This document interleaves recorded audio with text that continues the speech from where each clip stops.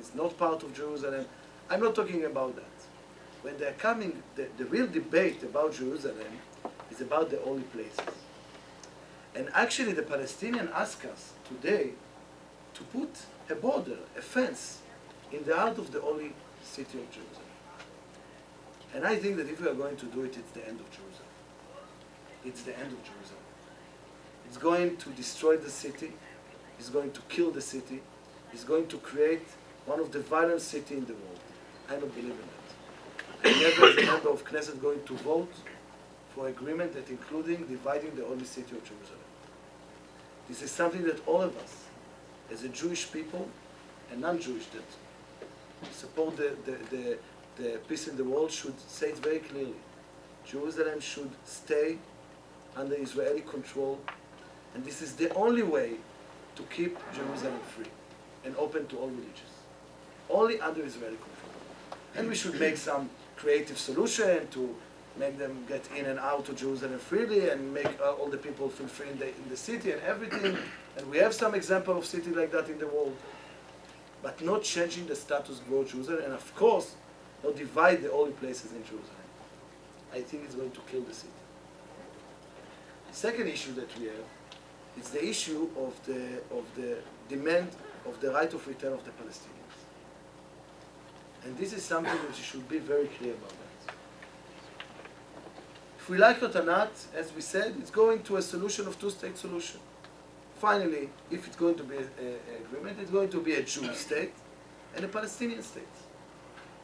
I don't understand the demand of the Palestinians to ask for a right of return to the Jewish state. If they got the Palestinian state, they should go to the Palestinian state.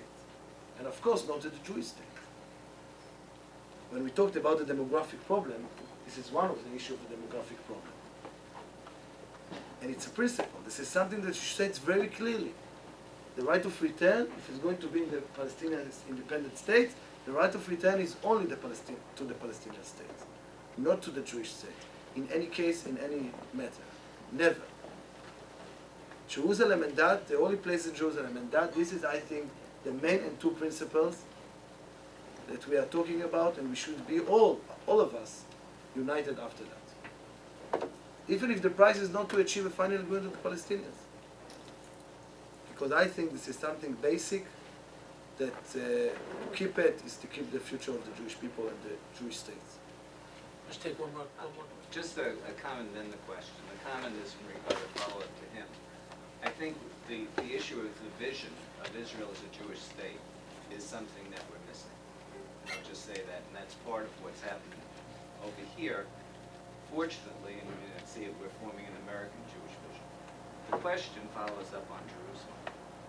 A lot of us feel that Judea and Samaria is as much Israeli as Palestinian. And that the assertion of what you're saying with Jerusalem, which I agree with, should be the same assertion with regard to Judea and Samaria. Gaza may be Palestinian now, but Judea and Samaria, even in terms of the demographics and the dynamic of keeping a Jewish state, it still would.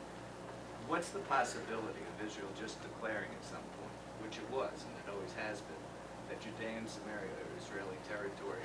The discussions now about Gaza and Jordan's Palestinian states. I don't see a possibility to do it. I don't see actually any government, Israeli government, that doing that. Even if Bibi Netanyahu going to be the Prime Minister of Israel, is not going to do what you suggested to do now. And because it's not possible, because one main reason, and we should, I was against the Oslo Agreement. I think it was a very bad agreement for Israel. Not because they start a negotiation with the Palestinians, this was positive, but because they choose to bring PLO and Arafat to Israel, and because from the first day when Arafat actually did things against the agreement, didn't stand after the agreement, the Israeli government did nothing and accepted like it's okay. And it was a huge mistake.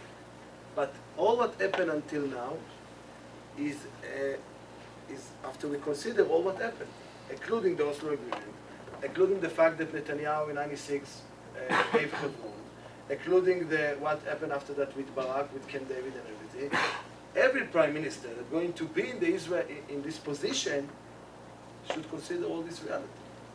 He cannot say nothing happens. He cannot say it because we have some reality. We have some reality that we are not exist, not in Gaza now, and not in the most territory in the main cities in the West Bank. We are not there. We are surround the cities. We are protecting ourselves and being surrounded the country, the cities, but we are not controlling the cities, and we are not actually managing these places. So to go back, let's say, even if it's a good idea, and I don't think, but even if it's a good idea, it's not realistic. Not actually can be.